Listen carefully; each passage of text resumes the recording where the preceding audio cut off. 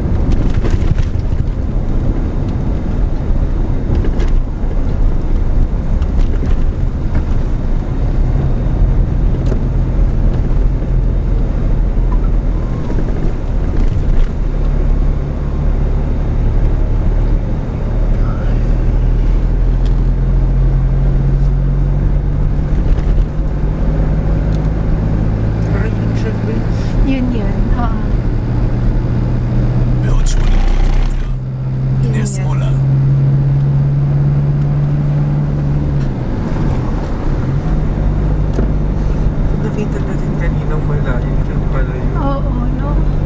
Parang ang lapit na ano.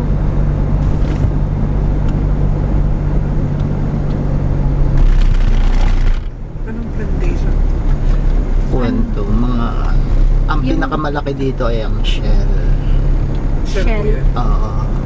Ang kalaban niyang pinakamalaki nasa Bataan. Nasa? Bataan. Petron yun. Refinery. Oil refinery. Pero hindi ito ang Shell. Nadaanan na natin. Hindi siya Shell. Sa ibang company na ito.